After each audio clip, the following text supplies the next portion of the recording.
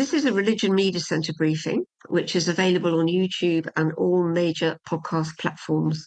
I'm Ruth Peacock, and today we're discussing the Asbury Revival, a non-stop prayer and worship event, which is now in its 12th day. Joining us, we have a panel, Bob Smetana, Dr. John Maiden, Dr. Leah Payne, the Reverend Ashley Cooper, and Cami Rice. So we'll start with you, Bob, if we may. So, Bob, you're a reporter with the Religion News Service, and you've written about the extraordinary events in Asbury College. And I wonder, from your perspective, just tell us something about Asbury College, what it is, where it is in the States, whether it's famous, how long it's been going, its tradition. Yeah, it's a Methodist school. It's not United Methodist, but is sort of in the Methodist tradition. It's in central Kentucky. It's just outside of Lexington, in a town of about 6,000 people, which has become a problem because they apparently had 20,000 people show up their revival, and they had shut down the whole town because so many people showed up. And they're a school that's probably more conservative. You have to go to chapel 3 times a week. They're kind of, I think, identify with the more conservative end of the United Methodist Church. There's a seminary by the same name, with the same name, Asbury, different school that's right down the street from them. And a few weeks ago, as you said, 12 days ago in chapel, they had the regular chapel service, and apparently the preacher got up and gave what he thought was a terrible sermon. And but I think they invited people to just pray, and people started getting up and sharing about how, confessing their sins and wanting to pray, and they started singing, and they pretty much haven't stopped since. It's one of a series, or it's a pattern at Asbury, going back to the last century. Yes, they've had revivals there for a long time, since the late 1800s. Sorry, I'm trying to remember which century it was. And that part of the country is a famous revival. There's a famous revival in Cane Ridge, Kentucky, which is about an hour away. And this is near Lexington, the eastern part of the state, that kind of helped launch the holiness movements. So revivals are pretty, common in American history. They come when people feel like something's been lost. And if you look at American religion right now, there's a sense that it's on the decline, and especially younger people are not interested in religion. So there's been a lot of people, praying for revival. And what's fascinating about this is that almost not everyone likes this, but a group of people who disagree politically from all kinds of different points of view are like, oh, this is exciting. Look at all the young people getting involved in religion. So it's been kind of a unifying event. And that's actually what some of the students said on the school that we've talked to, at least secondhand. We had a reporter talk to them who's down there, and who said, basically the school had been divided like the rest of American religion over Trump and politics and all kinds of things. And this has been a very uniting event. Interesting. As revivals go, as a veteran reporter of religion, Bob, you must have covered a few. What stands out to you about this event? This one, I do think the kind of unplanned nature of it. I think some of the other ones have been the ones we've seen more recently have been in sort of more Pentecostal settings where there's been speaking in tongues. There's one in Florida. There was a famous one up in Toronto where they've been accompanied with a lot of the speaking in tongues and the healings. And there's often been a famous preacher who sort of organized it. This looks more organic. It looks like the students just did this. Now, they've had a history of doing this at that college, so it's not unknown to them. But this is it's not very if you look at like American mega churches or revivals, it's very intentional, the atmosphere. There's a lot of highly produced music and smoke machines and lights, and everything's meant to get a kind of dramatic prayer thing, where this seems like, hey, we just like this. And that's what actually the really interesting thing for me is, if you watch those services, there's not a projector, as far as I can tell, with the words up on the screen. And it's just a bunch of kids singing songs that they all know. So that's been kind of interesting to see. There's a little more organic part of this. Interesting. Not just kids. So when you watch the live the live stream of it. You know, every generation you can see people Yeah. just been rocking up. Thank you, Bob. Can I just go to Cami Rice now? Cami, thank you very much for joining us. And you were the president of the student body at Asbury.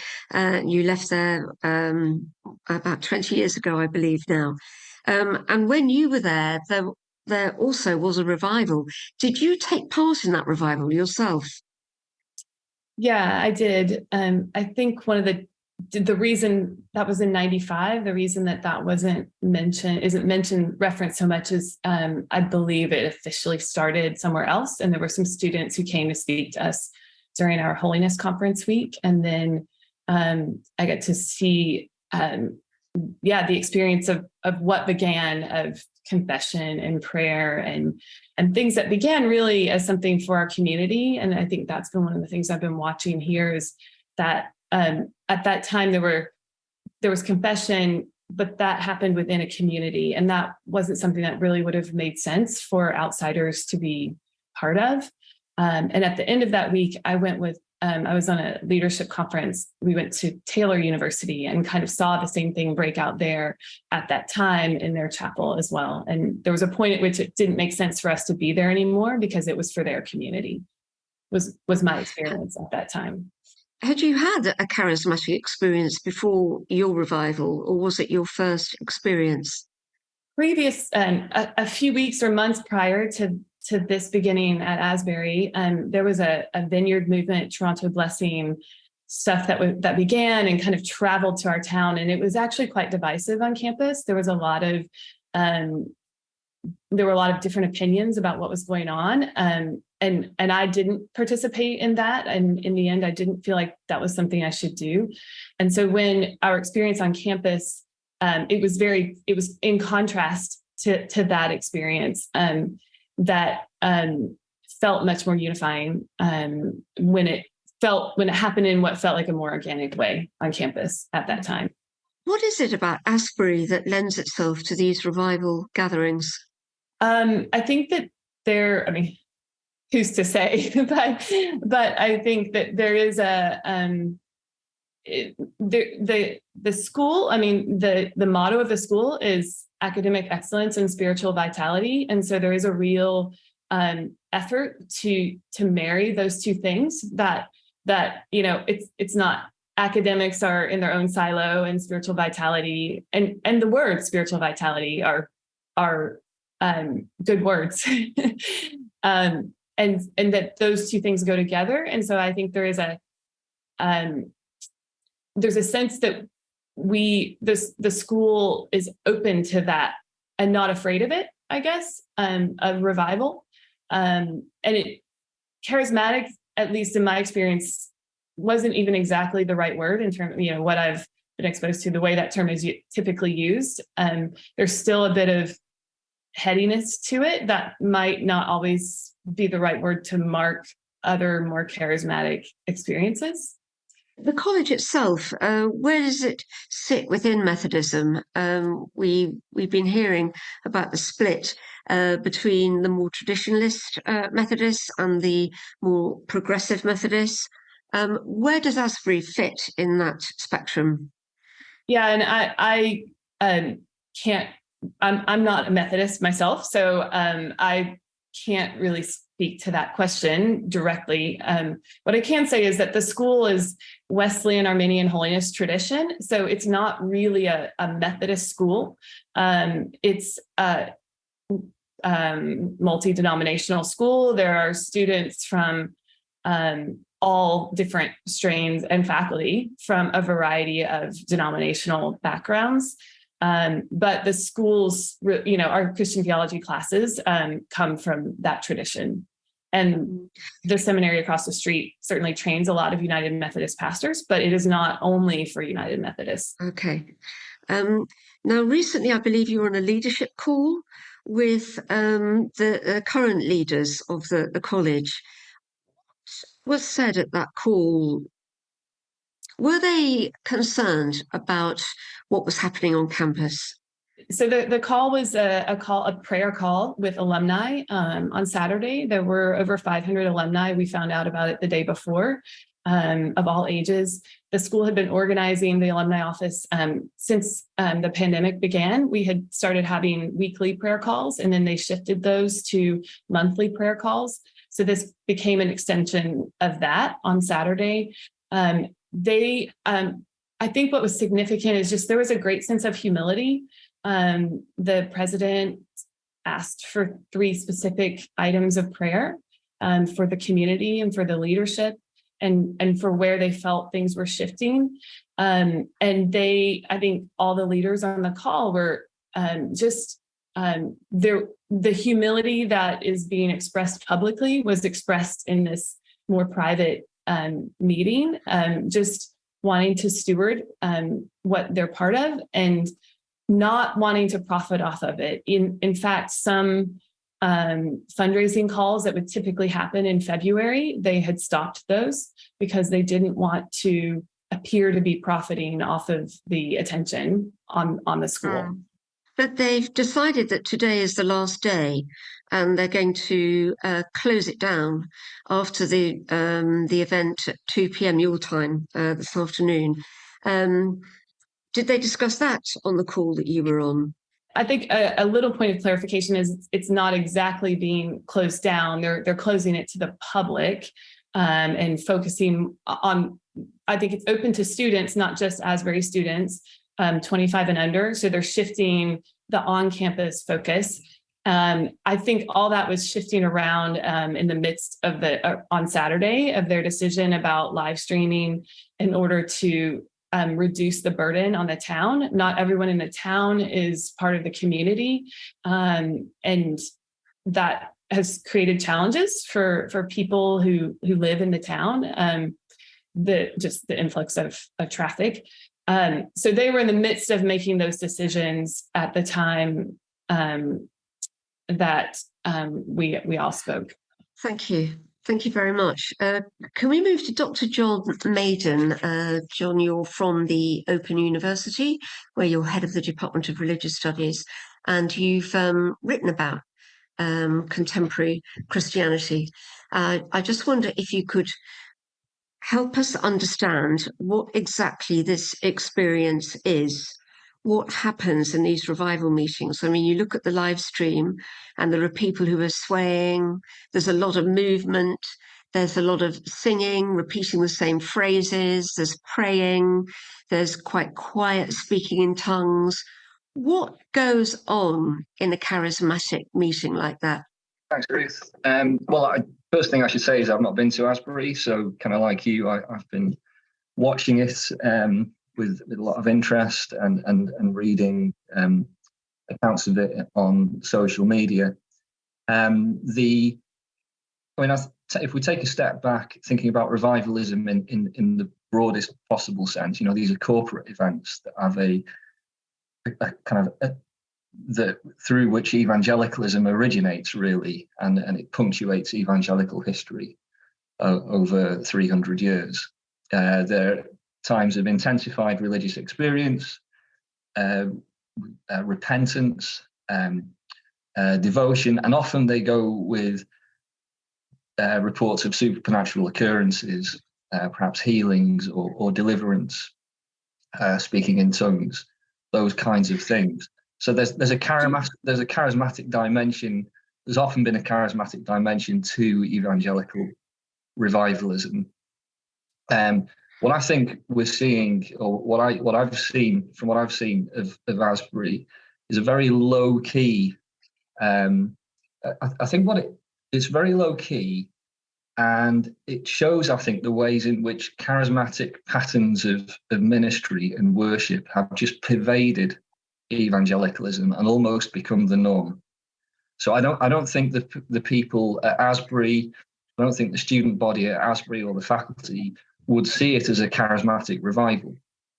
I don't think that's the case, but it does show the ways in which practices, patterns of ministry that were very new, say in the 1960s and 1970s, have just become very normal in contemporary Christianity. So that's that emphasis on intimate worship, extended intimate worship, extended manifestational prayer, the being very comfortable with using the body, whether that's kind of arms raised or being prostrate on the floor, kneeling in confession. I mean, that's not necessarily a new thing, but it is something that has become increasingly normal in I suppose Christian worship.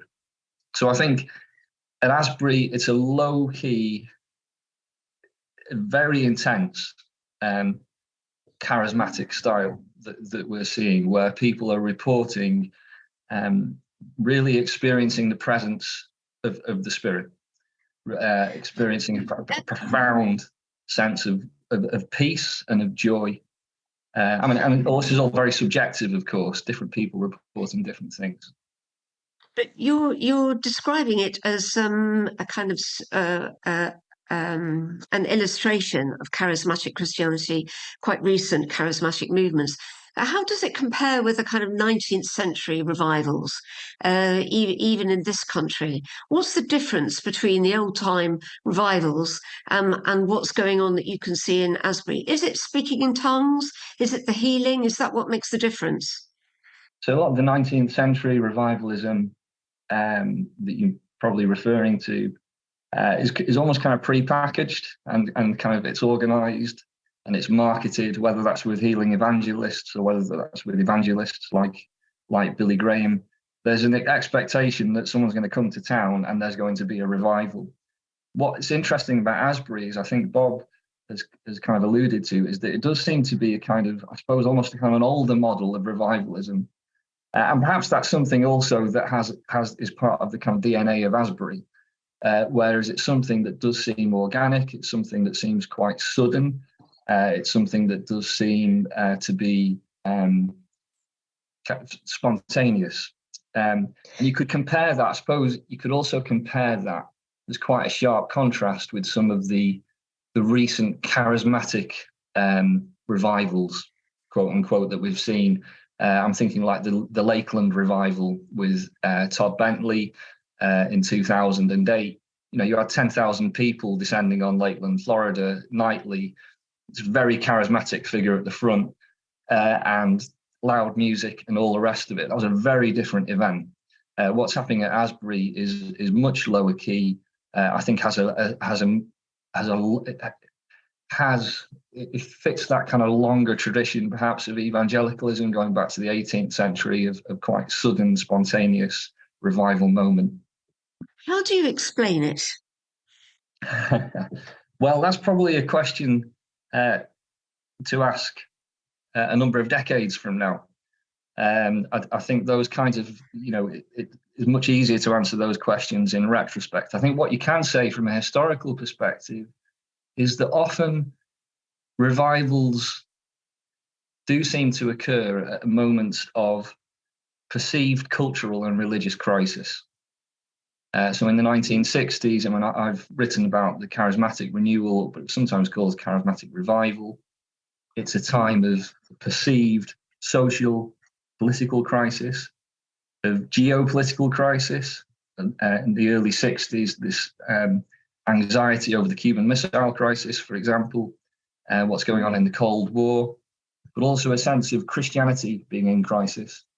And it's interesting, I think, again, going back to something Bob said, I think evangelicals on both the left and the right in the US are interested in what's going on in Asbury for very different reasons. On the right, they've been using, and I suppose a number of the kind of MAGA type religious figures have been using the language of revival and awakening for a number of years now, and saying, there needs to be a national revival and awakening. And they see that as, I suppose, as a kind of moral, political awakening for the country. So there's a sense of crisis there, of revival being the answer so far as they're concerned. But on the evangelical left, you've got various figures. I mean, Shane Claiborne, people like that, are very interested in what's going on in Asbury. He's one of the first figures to report on it. Very much someone who I would associate with the evangelical left. And I think there is a sense there that, of the church being in crisis, of evangelicalism being in crisis, and we need to return to something that is authentic and spirit-filled and all the rest of it. So revival often happens, it seems, in times of perceived crisis, and it's a search for empowerment and reanimation of Christianity. As a phenomenon, it's strange. You perhaps wouldn't see that in any other environment, or would you? Is it hysteria? It's sometimes been explained in terms of hysteria. The beginning of the 19th century, all kinds of psychological approaches to trying to make sense of what revivalism is. I wouldn't say that is the best explanation. I, as a historian, I would be looking very closely at the particularities of both the local context. So what, the tradition at Asbury, what might be happening in Kentucky right now, but also that sense of what is happening in the nation, in the United States now, the political situation, the cultural situation. I think all of those feed into what's happening in the Hughes Auditorium in Asbury right now. Thank you. Best to understand it as contextualized. Thank you. Moving on to Dr. Leah Payne from George Fox University in Oregon. I know you've been writing about this and on social media as well.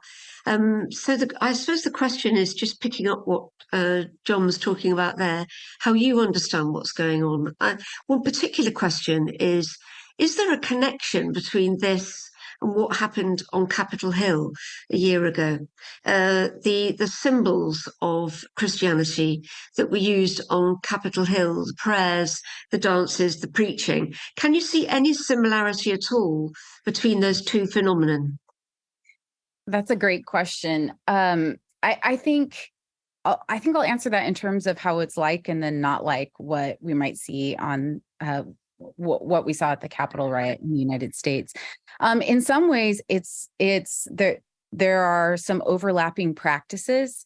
I second what Dr. Maiden said there about. I think that the similarities that we might see are evidence that a charismatic, and I guess I would use that as like a capital C, like a classification of worship style, praise and worship style, has become the norm in evangelical services. I think what we saw, if you watch the live stream of the Asbury services, it looks a lot like what you would see in, I would say, garden variety, predominantly white evangelical congregations in the United States. The style, if I had to do on a scale of 1 to 10, 1 being very liturgical, not charismatic, to 10 being, just the most Pentecostal charismatic service ever, I'd put it around a 4. It's pretty mild. It's pretty low key. So in terms of the spectrum, it does, if you're unfamiliar with evangelical norms in the United States, it might look extra charismatic, but it could go way more. And so I think on the one hand, I would say that it's pretty mild, and I do agree that it's what I observed through the live stream is an older style. I think it's appropriate to categorize what we saw as broadly Methodist, but I think it's also important to note that the kind of Methodism that is present in Asbury is mostly a result of, in the 19th century, a movement called the holiness tradition. And revivals, this kind of like older practice of revivalism, was really popular in the holiness tradition. And what was supposed to be happening, at least by most accounts of the holiness revivals, was that in this moment of singing or preaching or being called to the front of the sanctuary, this moment called an altar call, was that the person, the traditional Methodist teaching about becoming like God, becoming holy or sanctified, it sort of abbreviated that moment where you could be made changed and made like God quickly. And there's some debate as to when that would happen. But I think what we were seeing is that kind of 19th century idea coming to life. And evidence of that to me is the multi-generational attendance that you saw, there were old people there who had participated in this hundreds of years old practice, and they recognized what that was. So I think of it as, what was happening. How would I classify it? It's a tradition. It's a recognizable tradition that people who've participated in it, for many generations understand what's happening. And it doesn't have a traditionally written liturgy, but everyone knows who participates, what to expect. I was going to pick that up with you, actually, Leah, because I know you write about Christian music as well. And that the music it was quite soft kind of songs that people were singing that they knew. But it was just repeated phrases, almost chant-like in a way. You were talking about the form of liturgy there. That is a form of liturgy, isn't it? To be able to chant forever, really, using the same phrase.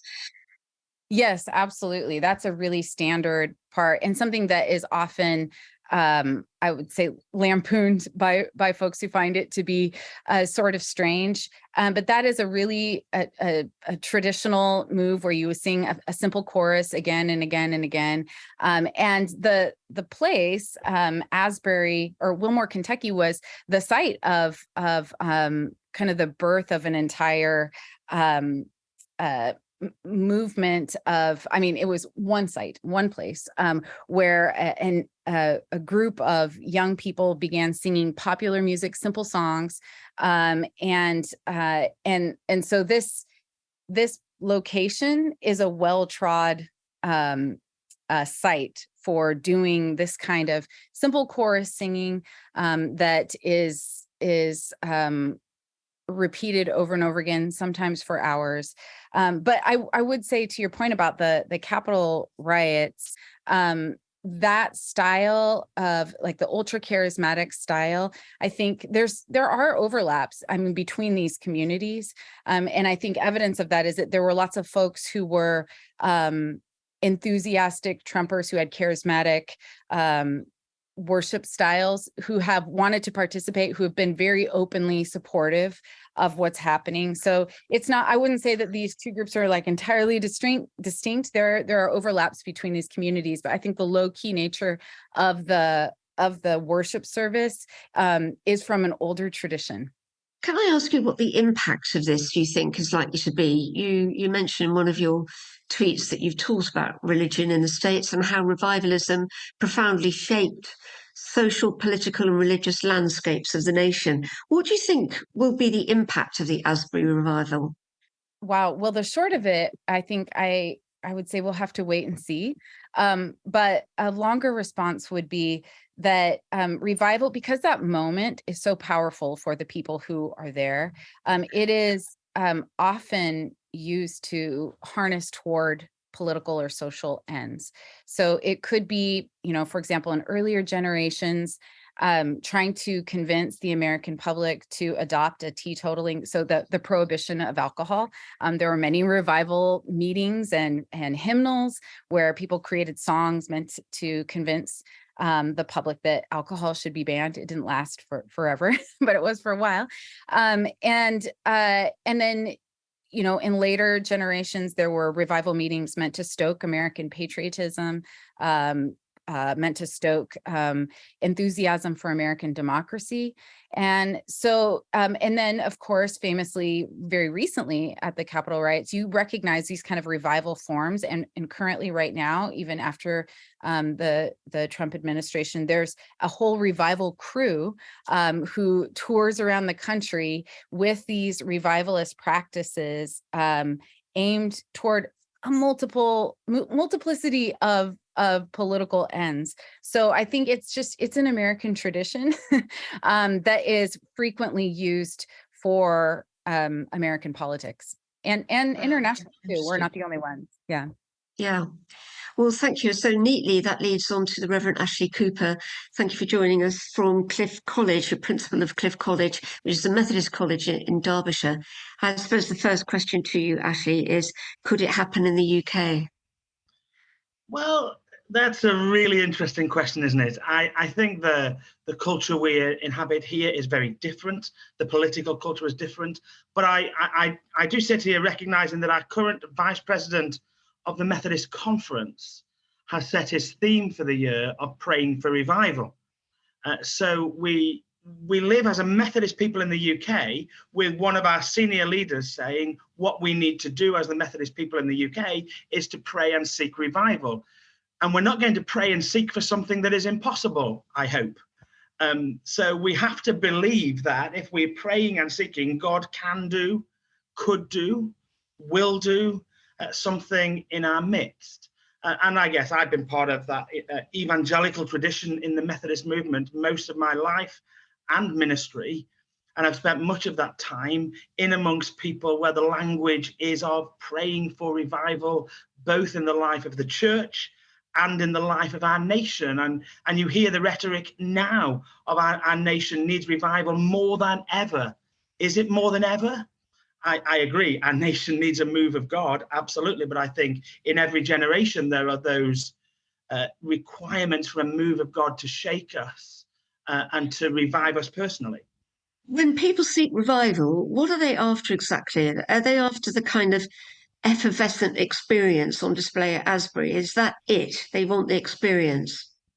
I don't think if I'm praying for revival, I don't think that's what I'm praying for, because I don't think that ultimately achieves anything. I think if I'm praying for revival, I want to see transformation of a nation. I want to try to see transformation of people that brings real change and hope to a wider body than just myself. I hope I'm not selfish enough to pray for revival that I might have a warm, fuzzy moment. But recognizing it is in those often warm moments that we encounter and an awakening happens within my life and other people's lives. And my hope and my prayer is, as we look back on this particular revival, 12 months, 2 years, 3 years, is that we see an awakening in people that does bring transformation and does bring change and does bring fresh calling and fresh hope and maybe even fresh direction in their own journey of life. I hope we're hearing those stories come out of this, because then it's actually been something that makes a difference. Is there anything about it that alarms you in any way as a minister, as a Methodist minister? You know, Methodism born out of method and order, and it has a straight liturgy that congregations follow, and this is all over the place. Charismatic experience. Does that alarm you? Does it concern you? Do you think there should be some kind of boundary around it? Does it concern me? I think I'd be foolish if I didn't recognize I grow out of a tradition that is born out of revival, born out of awakening, the evangelical awakening, the movement of God, the birthed what we know as the Methodist people, the Wesleyan movement. Leo is right to talk about the Wesleyan movement. The Wesleyan people, 80 million of us worldwide, are born out of revival and awakening at different points. I'm a primitive Methodist in the United Kingdom. 1807 saw the primitive Methodist revival that grew out of the Wesleyan Methodists, and God did a new thing, and the primitive Methodists were birthed. That's my story and my heritage and where I find myself. So does it alarm me? No, it doesn't alarm me. What I'm really pleased to see as you watch the feed is how ordered this feels compared to other things we may have seen in our lifetime, whether it be the Toronto movement or the Florida awakening, that seemed far less ordered than this. This is revival with, I hope, God at the mix, and it's ordered and it's responding to, I hope and pray, what God is wanting to do in people's lives. Right. So I'm going to ask you the same question I asked John earlier, which was, how do you explain it? Well, I guess there's part of you that wants to say, this is God at work, and there's a lot of me that wants to say that. I'd rather be gullible than cynical, I think, in this moment. I'd rather hope that this is actually a move of God for the people that are present in that place at that time, and it brings transformation. Can I sit here with absolute confidence and say that? No, but I hope that is what we see as we look back. And John is absolutely right. We won't know that evidence until we look back, probably many years down the line from this, and we're having conversations, and people like John and Bob are writing the books about it down the line.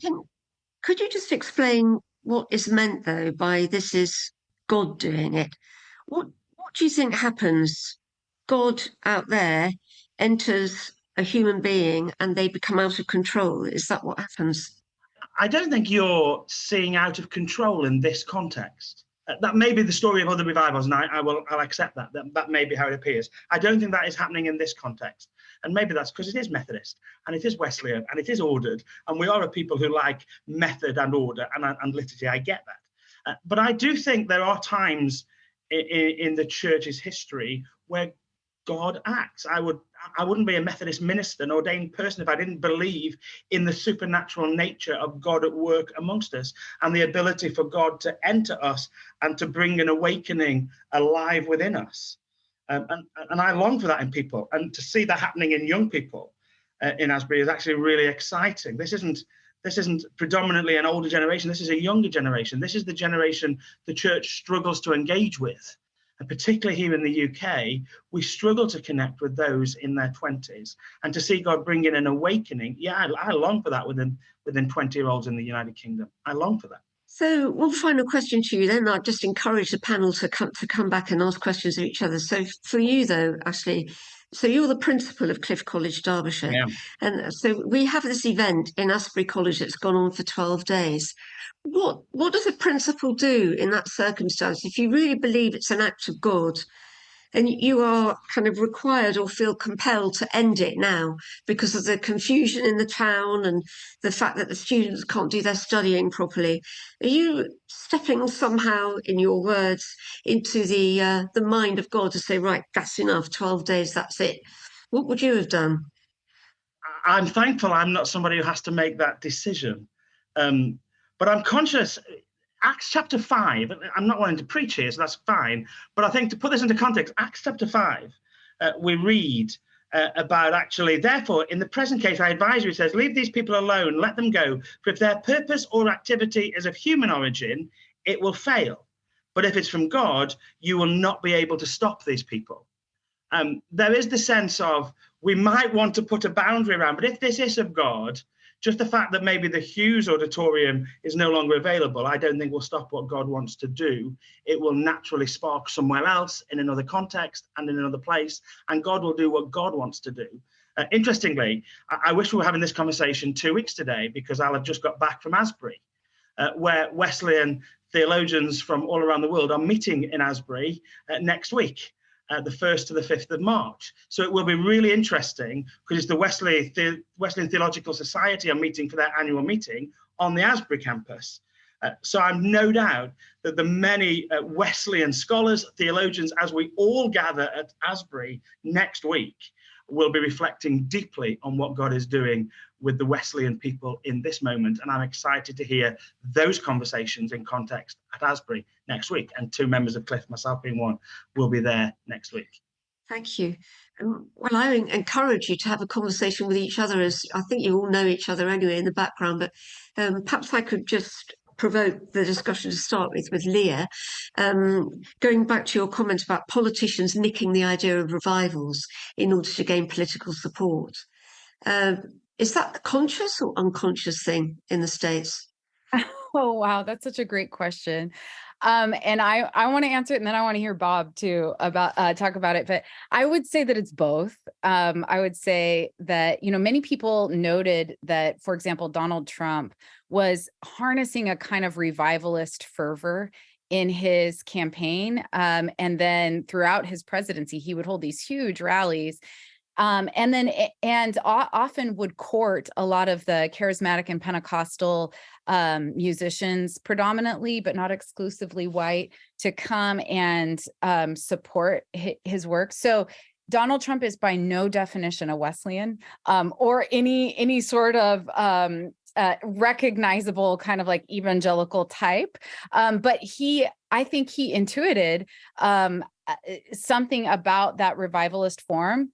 Because he's from the United States and has probably experienced it in one shape or another, but also because revivals themselves from the get-go were entertaining. They were, and as Bob mentioned earlier, a lot of times they revolve around celebrity figures, like a preacher or a musician.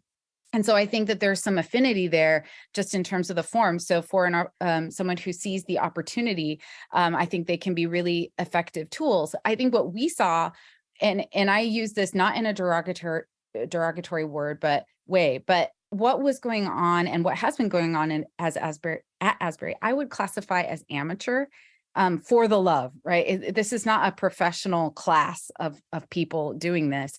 But what has happened very quickly is there is an entire professional class of revivalist preachers and revivalist musicians. One would be Carrie Job, who very publicly has supported Donald Trump in the past, very publicly posted her trip to Asbury.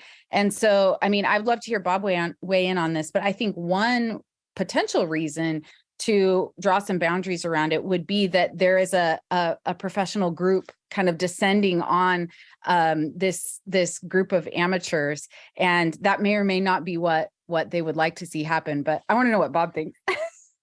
You know, one thing I would say is I think this gets lost when you cover American evangelicals. It's easy to forget they're evangelical. They're religious at heart. Like, this is what they really like to do. They like the politics. They like all this stuff. And it can be the reason we have Christian nationalism is that you have a bunch of Christian people. So we overlook the religious part of it. So there's definitely, like, this is a thing that appeals to. It was funny to hear the piece from Acts quoted, because just this morning, Greg Locke, who's a MAGA kind of firebrand preacher from Tennessee, was there yelling at and then he went on social media kind of yelling at critics of this group, saying that exact passage, that if this is God at work, then you can't get in the way of it. So there is this kind of love of this form. There is also this thing where this form has been used by professionals. I think that's one reason they want to move it, is because so many people showed up, they can't handle all these outsiders.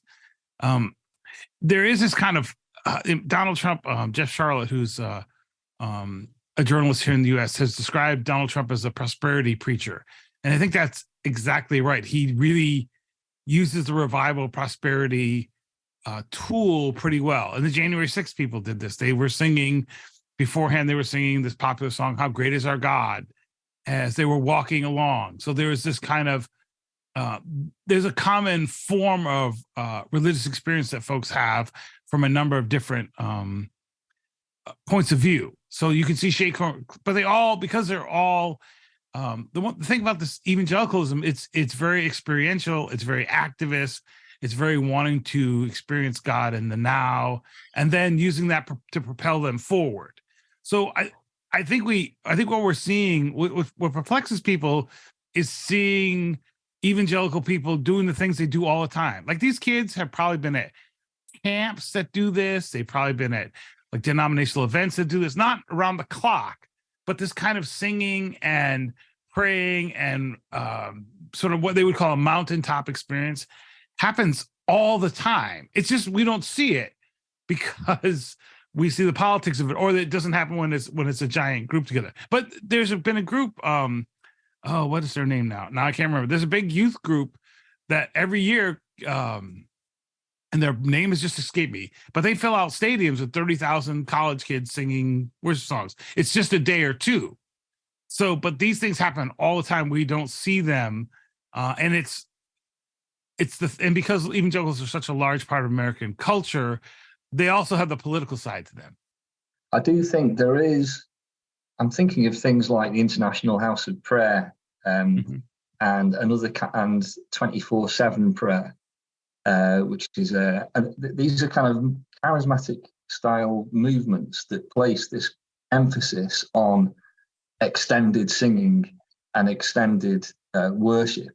And I do wonder if some of that is kind of filtering into what's happening at Asbury. I totally take Leah's point that there's something about Methodism that we're seeing here, but it is an interdenominational event as well, and I do think we're seeing some of these kind of later charismatic trends there as well.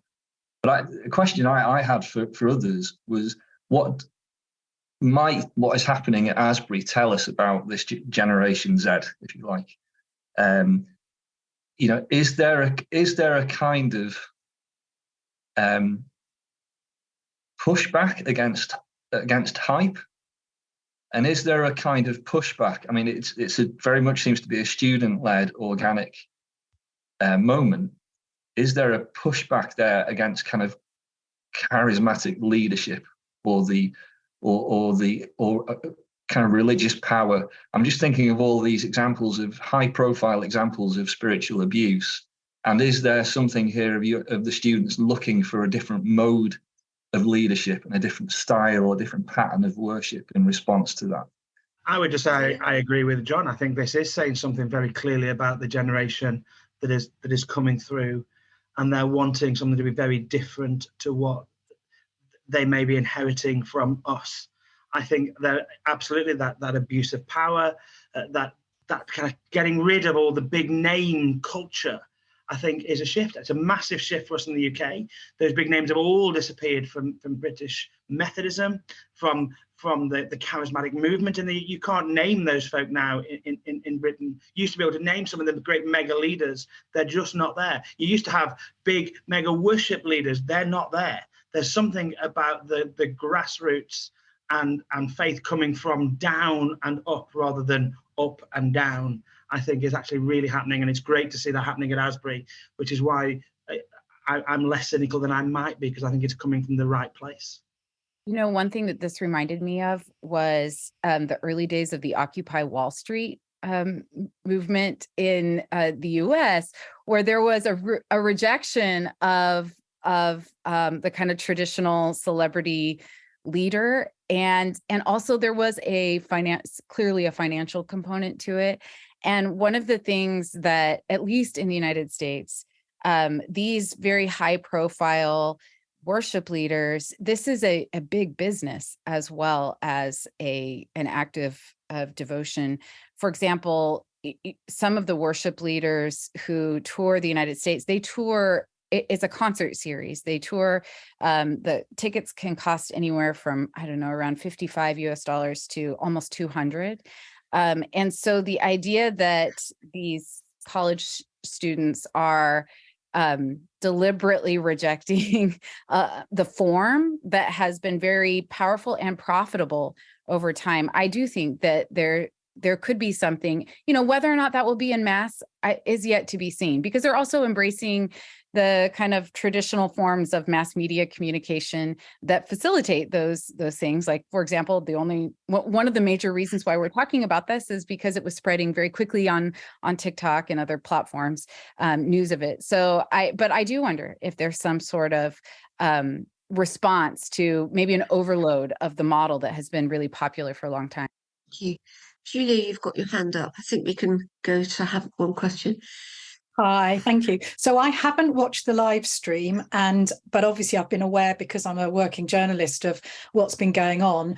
And last night I was watching something completely unrelated. In fact, it was the 5th anniversary of the kidnap of a young girl in Nigeria called Leah Sharibu, who has now been held for 5 years, as I said. As soon as that YouTube event finished, I was served up an interview with the college, the current college magazine editor. I was incredibly impressed with her. Alexandra Presta, her name is.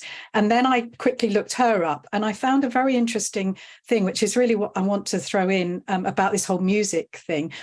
I can't remember who it was, but somebody had responded to her and said they've obviously got inside information that all of the people who are leading this non-stop worship, it's not about big names, as you were saying. It's actually people are volunteering, musicians coming along, and nobody is allowed to go up and lead worship until they've prayed together as a group with some of the leaders behind the scenes.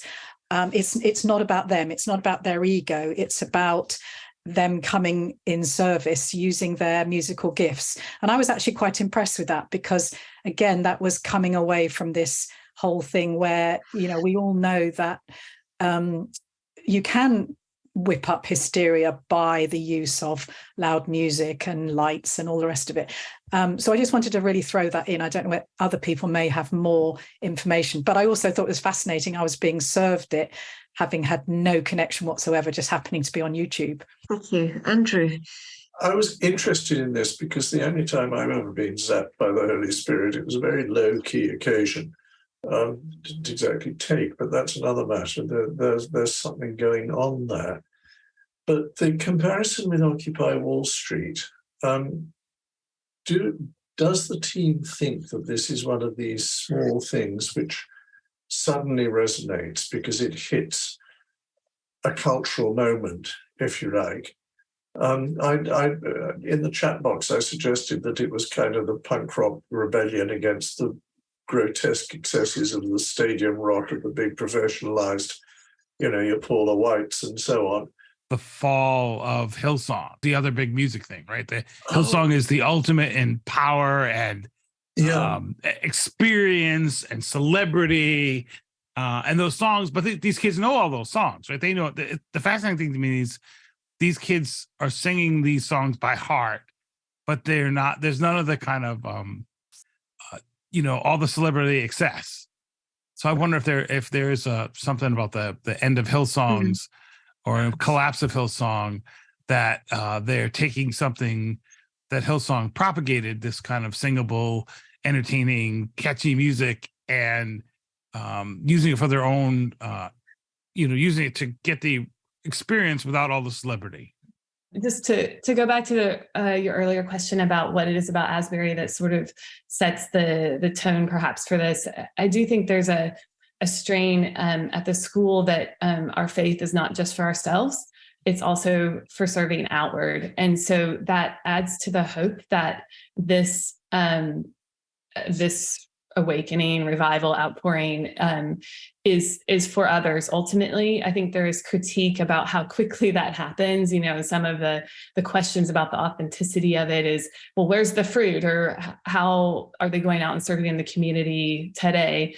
And I think there's space for some time for students to have a personal experience with God that then works itself out in an outward way that hopefully combats some of the Christian evangelical tendency to hunker down within themselves rather than looking outwards. And I think the school Asbury encourages folks to look outward with their faith. Thank you very much to all our panel for joining us today, and for those who've joined this very interesting discussion. Please do join us again for our next weekly media briefing.